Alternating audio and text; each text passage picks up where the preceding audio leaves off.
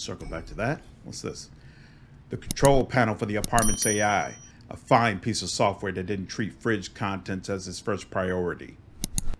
You can also talk to it. Its name is Bliss. That's the default name, and I never bothered to change it. Activate the system. A logo with two whales appeared on the panel.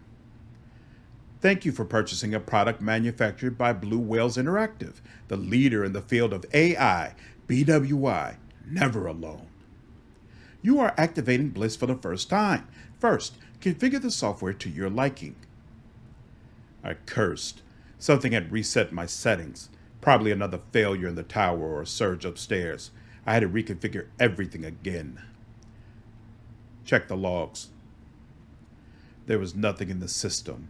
Logs of previous activations and conversations would be in the cloud, provided they existed.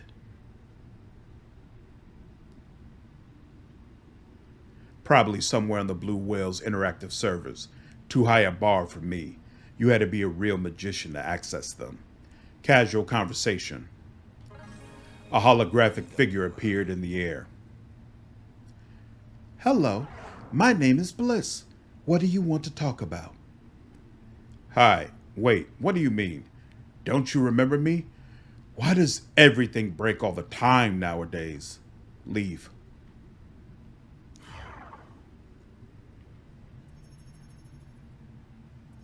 Whoa. Someone was sensing me. It turned out to be a man called Jeffrey Haggis. I didn't know him. Nevertheless, I answered. Oh, you're there. Please come see me. Blue Whales Interactive Tower, level 255, south entrance. I'll tell you everything when you're here.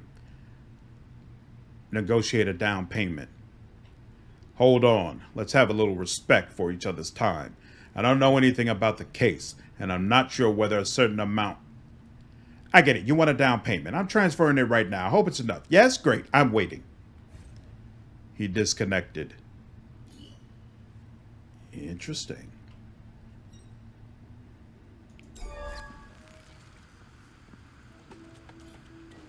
Breaking news. Warsaw City News. The latest domestic and international news all day long. Today is Monday, July 17th. My name is Carla Columna, and this is the news. Ken Zhao, the young star of Gudabads, loses the game miserably. Zhao blames everything on glitches in the game. Could this be the end of the youngster's career?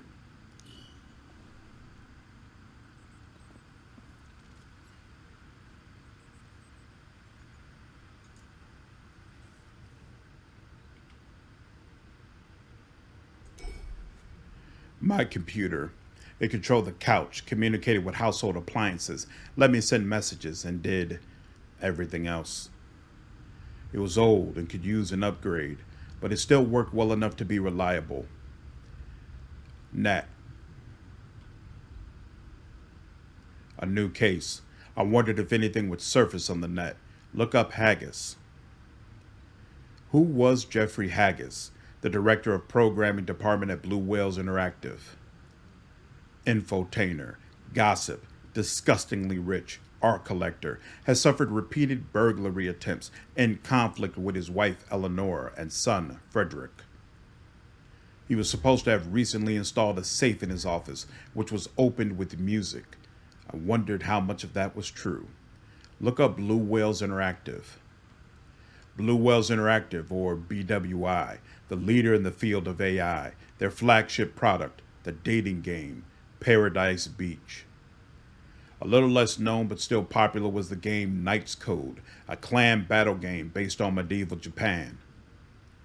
They made luxury helmets, and, ladies and gentlemen, they could make human beings.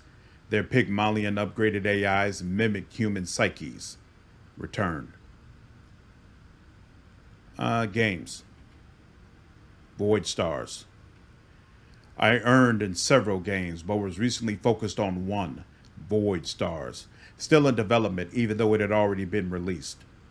It was supposed to be bigger than all previous space simulations, though that was hard to imagine.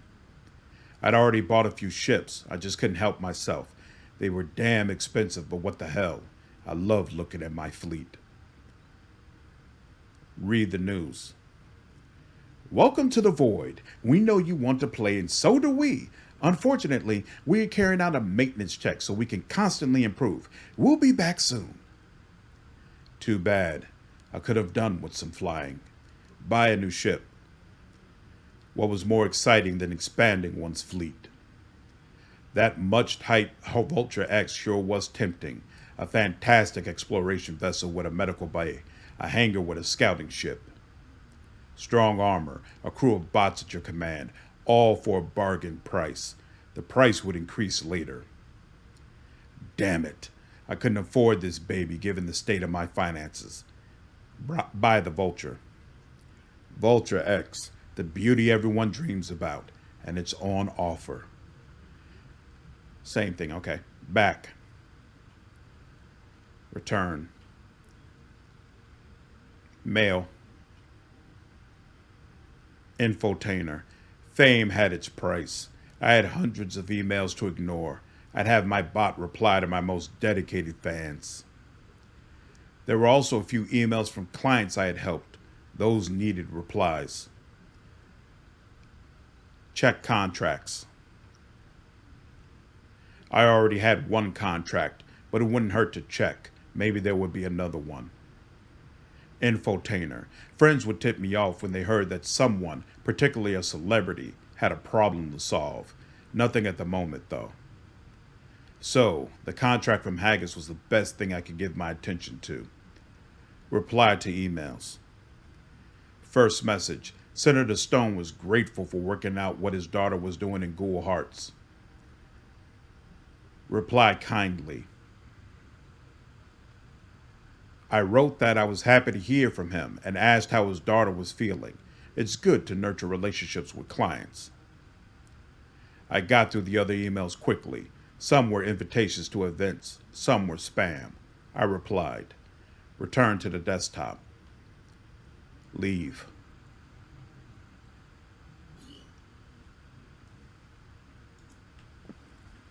Excellent. Okay. Save again. Now. What? Deduction. The main nodes are questions that are key to your deduction process and solving your case. Gather information and choose answers based on that information to unlock nodes until you reach the final conclusion. Interesting. Oh, okay. I thought this was the profession stuff, but no, this is something separate. But we won't really be able to get into it until we go deeper into the case. Makes sense? Professions. Okay. Also, I've increased my empathy, and that gave me a 1. I wonder what the bars under each of them are for. Interesting. Okay. And yeah, we're definitely not going to be able to unlock anything yet. Ooh. Bliss Manufacturers Commercial. Major Domo, Administrator, House Manager, Friend, a Confidant. Maybe something more? The world's racing forward and you need to keep up. New products and trends are coming out every day, but you have your house, shopping, updates, home network management, calendar. So how do you manage all that? And don't forget that lonely feeling when you return home. Let's not kid ourselves. The world's gone crazy. We're surrounded by singles. Families are out and packs are in. Where is humanity headed? Blue Whales Interactive has the answers. Maybe not to all the questions, but at least to many of them. We have the answer that will be your blessing. Bliss. It could be a man, a woman, or something in between. Bliss will take care of your home, shopping, appointments, upgrades, and, most importantly, of you. Bliss will talk to you when you're lonely, be quiet when you want to think, entertain you when you feel sad in the big city, and intrigue you when you need inspiration. Bliss offers 4 different personalities. Analytical for people who like intellectual challenges, confrontational for those who like some friendly disputes, empathetic for people who need someone to take care of them, and entertaining for those who want someone to raise their spirits. Pick one and watch Bliss grow. See your relationship develop and witness the creation of amazing events unplanned by the developers. Bliss, a blessing for your troubles. Blue Whales Interactive, never alone. Interesting. So will we be able to change our personality? Jeffrey Haggis interview. Today we have a doubly powerful guest. Not only is he big, but he's big. Was that well said, Mr. Haggis? It's Director Haggis, and I have my doubts. As to whether it was well said? Yes.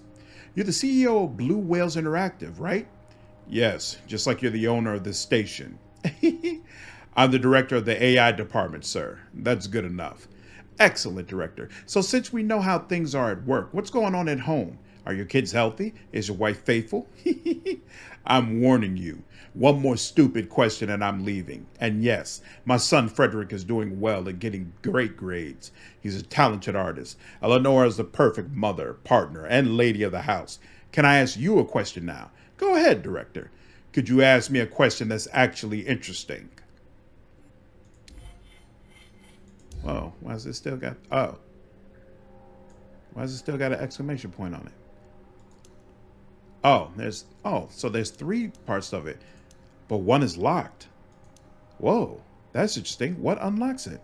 I hope I didn't miss something. It's kind of weird I've got 2 and 3, but not 1. Musical safe. Could it be that art and culture found their way to the top of corporate towers? We know, it's hard to believe, but trust us.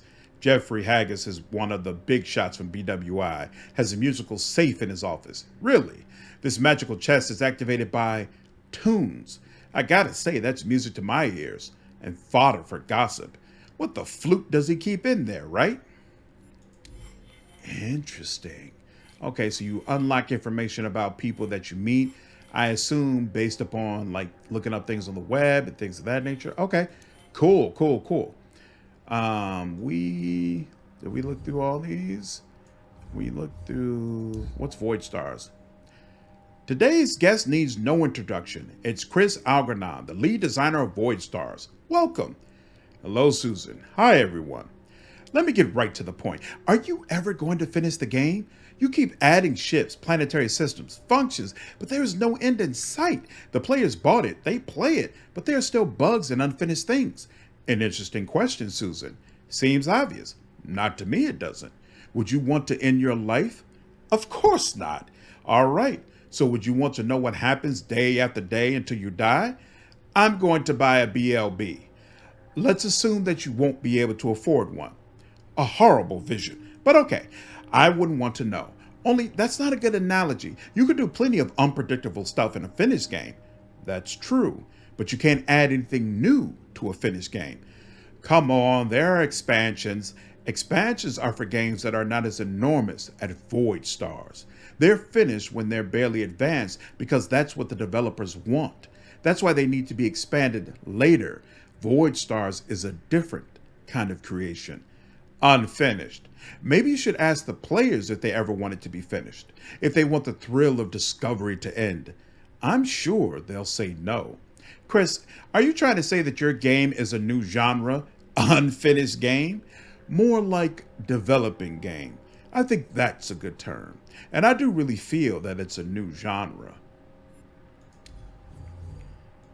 Interesting.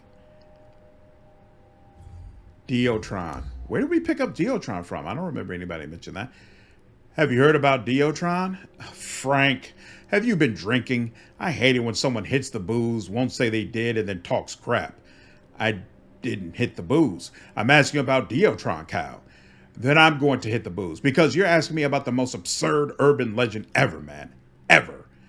But why do you think, dude, watch my mouth. Diotron is a super couch, the kind that gamers and Gamedec's use, but it's a super couch according to some stupid spoof. It doesn't transfer you to the network. Well, Frank, to be honest, it can transfer you to the network. But above all, let me finish, Cal. Above all, it's a tool for creating reality. Right. So it's bullshit. How can a super couch create reality? Really, It's some new kind of religion? Wizards have magic wands and modern gamers have Diotrons? I've heard that super couch is out there, and whoever lies on it could do anything with the world. Yes, lovely story, Frank. Actually, it's kind of cute. I take back what I said before. But seriously, you lay down on the Diotron, And what do you do first? I make you disappear, Frank. Sensory worlds. Sensory worlds, the official name used to describe virtual realities, usually games accessed through gaming peripherals such as helmets, couches, suits, and substances like infusion fluids and game pills. Interesting. And is that all under these technologies? Okay, cool.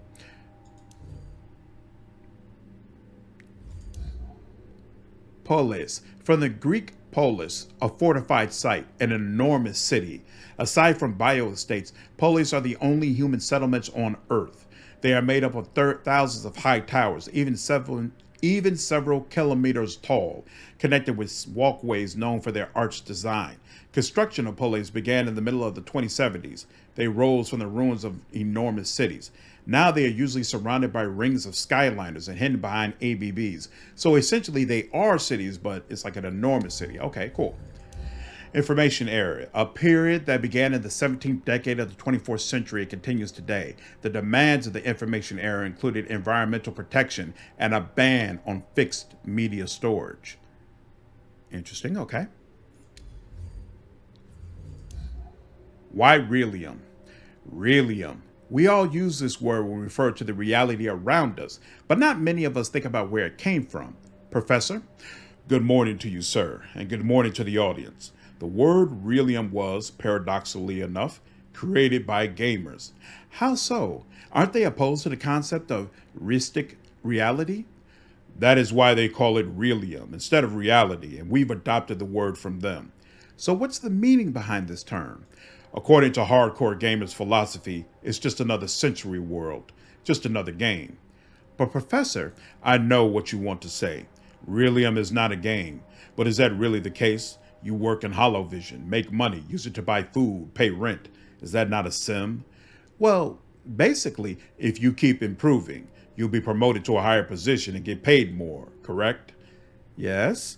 So it's an RPG. There are a lot of people around us. They're all using the same location, are they not? Of course. So you could say it's a massively multiplayer online game. Indeed. Where is the difference then? Well, it's in the consequences. I can't save my game in Realium. You could do that when you go to sleep. But I can't stop playing in Realium. Bingo. That's basically the only difference. There's no logging out from this game. Besides, the vast game offerings include those that are practically identical to our reality, like Novatronics Brahma, to name one.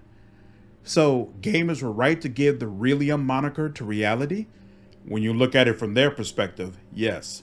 And besides, it's such a nice word. Skyliners are tall, taller than the towers located inside the polis, semi-suspended buildings that surround cities. They're reinforced by lines fixed to support satellites.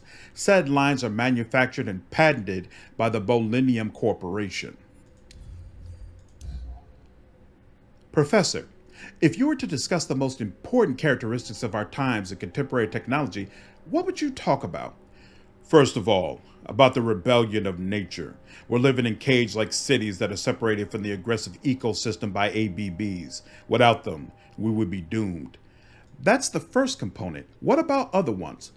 Anti-G technology. It's the only thing that lets our towers be so tall and the walkways between them so dense. And of course, the fact that both freight and human transport is done only by air. What else? I'm not really sure. Perhaps Virtualia. Hundreds of thousands of games and hundreds of millions of players. A kind of escapism specific to the late 22nd century. A lot of people pretty much live online. Are you talking about zonets? They have no choice, or at least they didn't until the first Morbiums were made. I'm talking about the players who seem to consciously choose a life online and neglect their existence in Realium. Is that all? All the major things, yes, I think so. And what historical events had the biggest impact on the current reality? Probably the ones no one remembers today. Which are? The rebellion of nature in the late 2070s, the start of the IT era around the same time, which produced the ban on recording information on material carriers, the development of the ABBs, the establishment of the Mutation Control Center, and the Outranges organization. That was all around the same time, right? Yes, the late 70s, and then we had the great temporal crash of 2120. only most likely of 2120 because de facto, yes. We are not quite certain as to the year because everyone was sick with TRID. Let us remind our viewers that the name is short for time recognition impairment disease that was caused by the RAC5 virus. The pandemic caused people to lose track of time and the ability to identify what was when. It led to chaos, rioting, millions of victims. And then came the era, yes, the rejuvenation era. That's when everyone said, excuse my language, screw it all. We had a cultural rejuvenation. The most characteristic thing about those times was the first and last name revolution, driven by Ginglish, global English, which was on the rise at the time since they were living more in city countries than actual countries. The citizens of Earth decided to create new last names, new object names, and started to dress like they wanted to, and not as dictated by current fashions. Today, you can hear Mrs. Lilith Ernal, the Inton Sex commercials or watch a reality show with Torquil Amor and Pauline Elm. Before the Rejuvenation era, names such as Ernal, Elm, or Amor didn't exist. But Professor, these are ancient events. The Rejuvenation era was 80 years ago. Has nothing happened since then? No, not too much.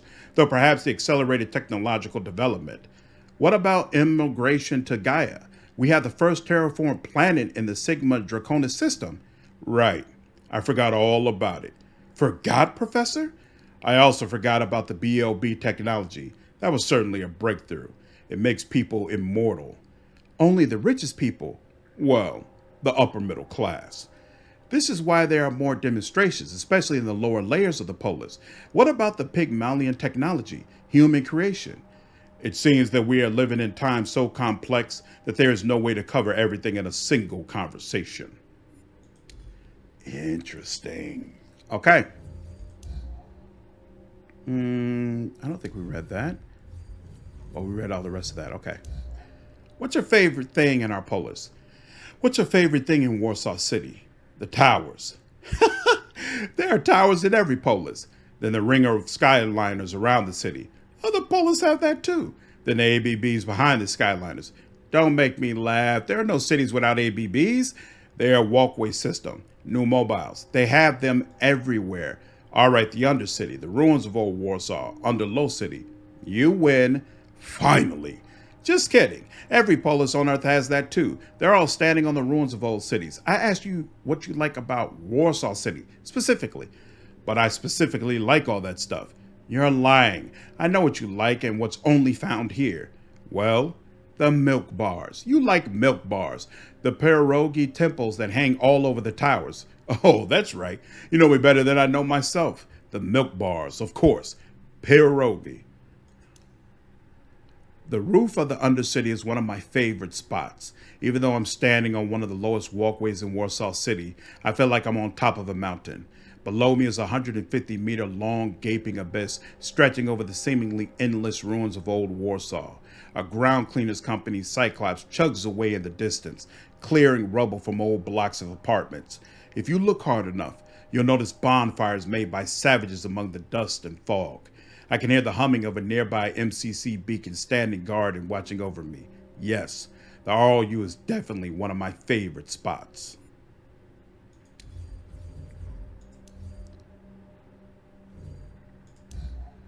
Want to be a good player but still maintain good physical and mental health? This article is for you. A player's equipment includes a computer, couch, suit, and helmet.